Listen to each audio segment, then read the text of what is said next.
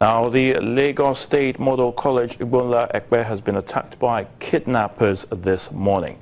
Well, the kidnappers had earlier this week written to the school to inform them of their visit. The school promptly notified the police, who immediately took up strategic positions in the area. However, that didn't stop the abductors, as they went away with 6 boys from their hostel today. The kidnappers, who allegedly looked like Niger Deltans, are rumored to be lurking around the vicinity, bidding their time for a relaunch on the same school. The police has since warned residents there to be security cautious at all times. Conflicting court judgments have been given by 2 separate courts on Mr. Ifeanyi Ubah, who is being on detention with the Department of State Service. While the Federal High Court in Lagos orders the DSS to within 48 hours effect an unconditional release of Mr. Ubah, the FCT High Court in Abuja has granted an order for the DSS to further detain him for another 14 days. Justice Yusuf Halilu of the High Court of the Federal Capital Territory gave the order on an ex parte filed by the DSS, which claimed it was yet to conclude its investigation into the case and then needed an extension. But Justice Muhammadu Idris of the Federal High Court in Ikoyi, in his own ruling, gave the DSS 48 hours within which to release Mr. Ubah. The DSS arrested Mr. Ubah early in May, accusing him of engaging in acts of economic sabotage, including the illegal sale of 11 billion naira worth of petroleum products stored in his tank farm by the Nigerian National Petroleum Corporation, NNPC. The Yobe State government is collaborating with the National Human Rights Commission, NHRC, in counter-insurgency operations, as participants attended an interactive session to learn more about human rights in Damaturu. Now, other areas of collaboration include training for security operatives and others prosecuting the war against terror. The National Human Rights Commission, in collaboration with the United Nations High Commission for Refugees, have brought together security agencies in Yobe State for an interactive session on maintaining human rights, humanitarian principles, and civilian protection in counterinsurgency.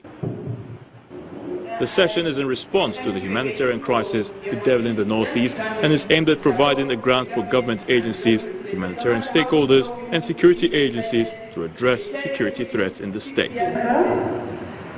At the session, the acting executive secretary of the commission applauded the security agencies for responding to the event, even as the session highlights how terrorism can be contained while conforming to basic human rights.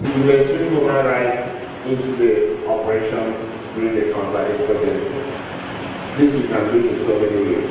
Raising their consciousness, telling you the key human rights issues which you should have in mind, areas of detention, areas of arrest, areas of torture, and so on and so forth. The commander of the Army Headquarters, Logistic Base 3 Damaturu, revealed that the military have been fighting tirelessly to maintain peaceful existence among the diverse people in Yobe State and beyond. The knowledge that our troops are brought in here today will help them in knowing how to apply the force that they are supposed to apply in the theater and know what their responsibilities are to the people in the community on how to build confidence, because essentially the fight here is for the hearts and minds. It's important that they, while carrying out these operations against insurgents, also have that in mind on how to go about such operations, how to carry out their operations in human rights. The war on terror is far from over in Nigeria, but participants say they are optimistic that with more interactive sessions like this, security agencies will be fully aware of human rights issues and how to deal with them while prosecuting counterinsurgency operations. We're in the south-south region of the country, and the governor of Delta State says he is continuing his midterm assessment of projects executed under his watch. His next port of call is Anyocha North and South local government areas, where he inspected and commissioned various projects across both local government areas. These activities are coming against the backdrop of the celebration of the second-year anniversary of the Ifeanyi Okowa administration. Cheering songs, Dancing all welcome the governor, Dr. Ifeanyi Okowa, as he makes his way into the arena of the Delta State Leather and Shoe Factory. Shoes, bags, belts, footwear are some of the leather works on display here, all locally produced at this center. The center also provides training for artisans and others.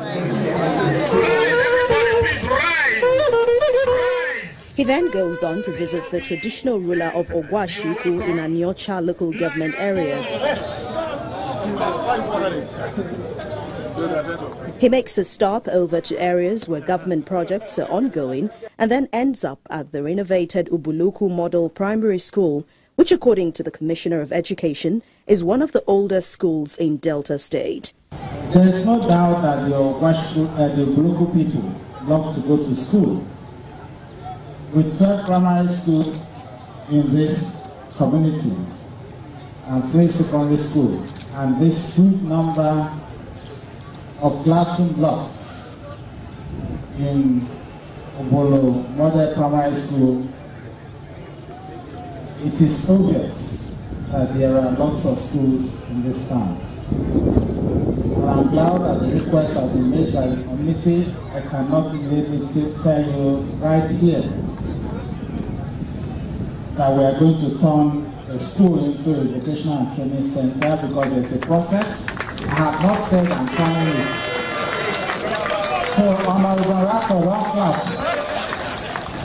The governor finally touches Iseluku, where the road leading to the technical college is still under construction. Staying in the southern, over 400 irregular immigrants have been arrested across Edo State by men of the Nigerian Immigration Service Edo State Command. According to the Edo State Controller of the Nigerian Immigration Service, who spoke to journalists during the screening exercise for the immigrants, those picked up were mainly from Chad, Mali and Niger Republic. In the northeast of the country, the war against insurgency rages on. While the conventional approach is being employed, authorities also believe that being able to determine and monitor who comes into the country, from where, and the purpose of their coming is important. The Edo State Command of the Nigerian Immigration Service is working in that direction, with its efforts resulting in the arrest of these irregular immigrants in different parts of Edo State.